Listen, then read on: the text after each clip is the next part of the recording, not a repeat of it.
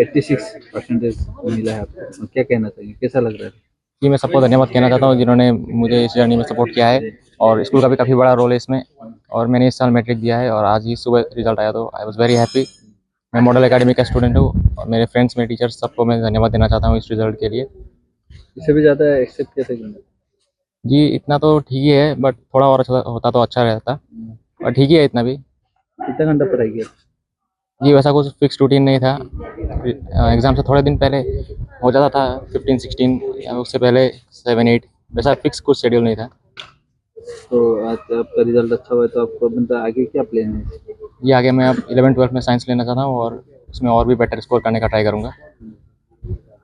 Result मेरे teachers, मेरे parents के लिए हुआ है, और काफ़ी बड़ा रोल उन्होंने प्ले किया है इसमें। And I want to dedicate this result to my school, to my parents, to my teachers. Thank you. কেনেকুৱা লাগিছে মাতৃ হিচাপে? ভাল লাগিছে মোক মাতৃ হিচাপে, কি কষ্ট কৰিছে, পাইছে মাৰ্ক। কিন্তু 90 মই মানে ভাবিছিলোঁ 90 আশা হ'ব বুলি, আৰু তো মাজতে তাৰ অলপ গাও বেয়া হ'ল, অসুস্থ হোৱাৰ কাৰণে নোৱাৰিলে আৰু। কিন্তু যিমান যি আনিছে মোক ভাল লাগিছে।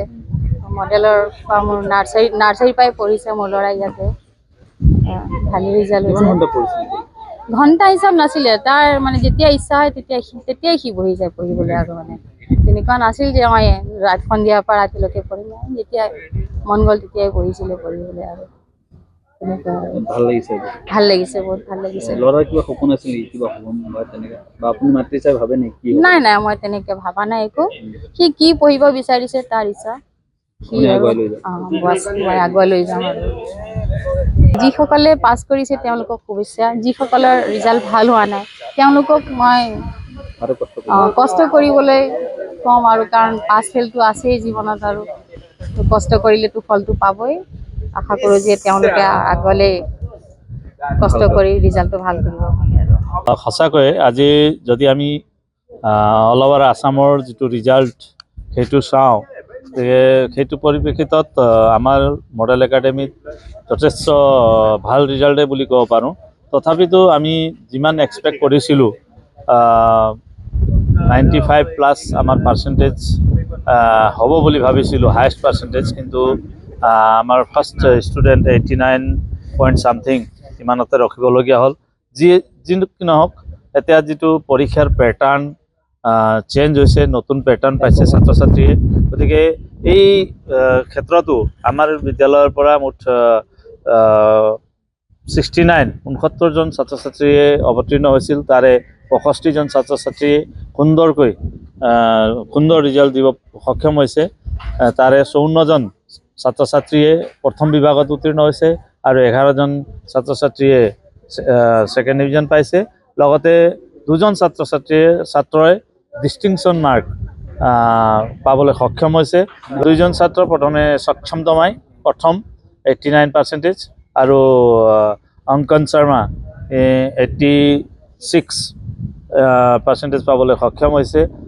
মুঠতে সকলো বিষয়তে লেটাৰ মাৰ্কছ পাবলৈ সক্ষম হোৱা ছাত্ৰ ছাত্ৰীসকল নিজৰ যিটো সিহঁতৰ একাগ্ৰতা, কষ্ট, আৰু আমাৰ এই স্কুলত যি শিক্ষকবৃন্দ, বিশেষকৈ শিক্ষকগণে যি কষ্ট কৰিছে, এই নতুন পেটাৰ্ণক আঁকোৱালি ল'বৰ কাৰণে চৰকাৰৰ যিটো নতুন নিয়ম, এইটোক আঁকোৱালি লৈ ছাত্ৰ ছাত্ৰীক যি ধৰণে শিক্ষাদান কৰিছে তাৰ কাৰণে মই প্রত্যেক বছরের ধরে আমার স্কুলে এবারও ভালো রেজাল্ট হয়েছে। মুঠতে 69 স্টুডেন্টস এপিয়ার করেছিল, তারে 54 first division, second division 11, distinction 2জন, আর স্টার মার্ক 11 জনে লবলৈ সক্ষম হয়েছে। মই সকলো ছাত্ৰ ছাত্ৰীকে স্কুলক গৌৰৱান্বিত কৰাৰ বাবে বহুত অভিনন্দন জ্ঞাপন কৰিছোঁ। আৰু সমগ্ৰ অসমতে যিবিলাক ছাত্ৰ ছাত্ৰীসকলে ভালদৰে উত্তীৰ্ণ হ'বলৈ সক্ষম হৈছে, সকলোকে মই কনগ্ৰেচুলেশ্যন দিছোঁ। আৰু যিসকল ছাত্ৰ ছাত্ৰীয়ে সুখ্যাতিৰে বা তেনেকৈ উত্তীৰ্ণ হ'ব নোৱাৰিলে, বা যিমতে মাৰ্ক পাব লাগিছিল তেনেকৈ পোৱা নাই, সেইসকল ছাত্ৰ ছাত্ৰীকো আগন্তুক পৰীক্ষাবিলাকত ভালদৰে প্ৰেক্টিছ কৰি ভালদৰে দিবৰ কাৰণে মই তেখেতসকলক উৎসাহ দিছোঁ। আৰু মই ইয়াত আমাৰ পেৰেণ্টছসকলক আৰু মোৰ স্কুলৰ টিচাৰ যিসকলে অসীম কষ্ট কৰিছিল সেইসকল টিচাৰসকলকো মই ধন্যবাদ জ্ঞাপন কৰিছোঁ। আমাৰ গাৰ্জেনসকল যিসকলে ছাপোৰ্ট কৰিছিলে এনেধৰণৰ ৰিজাল্ট আনিবৰ কাৰণে তেখেতসকলকো মই ধন্যবাদ জ্ঞাপন কৰিছোঁ। আমি মানে অশেষ প্ৰচেষ্টা কৰি থাকোঁ। আমাৰ মানে কি হয় সকলো শিক্ষকে ইয়াত সহযোগ দিয়ে আৰু আমি এনেধৰণে আমি আৰু ভাল ৰিজাল্ট কৰিবলৈ চেষ্টা কৰি থাকিম। আমাৰ লক্ষ্যটো আছিল যে আমি অসমৰ ভিতৰতে টপ 10ত ষ্টুডেণ্ট আনিবলৈ আমি চেষ্টা কৰি আছোঁ। আমি প্ৰত্যেক বছৰে অলপ কিছু নম্বৰেৰে আমি পিছ পৰি আছোঁ। সেই টাৰ্গেটলৈ আমি যাম আৰু মাত্ৰ মাৰ্ক স্ক'ৰ কৰাৰ নহয়, আমি সামাজিক দায়বদ্ধতা ইত্যাদি ছ'চিয়েল যিবিলাক ল'ৰা ছোৱালীক সেইবিলাকৰ ক্ষেত্ৰতো আমি আমাৰ ফালৰ পৰা আমাৰ প্ৰচেষ্টা থাকিব যাতে ল'ৰা ছোৱালীয়ে সামাজিক কামতো লিপ্ত হ'ব পাৰে আৰু ভাল ব্যৱহাৰ ভাল নীতি নিয়ম এইবিলাক চব মানি চলা ছাত্ৰ ছাত্ৰী ওলাব পাৰোঁ, তাৰ প্ৰতি আমাৰ এইটো থাকিব যাতে হওক, আমি তাৰ প্ৰতি আমি চেষ্টা কৰি থাকিম। ঠিক আছে, ধন্যবাদ।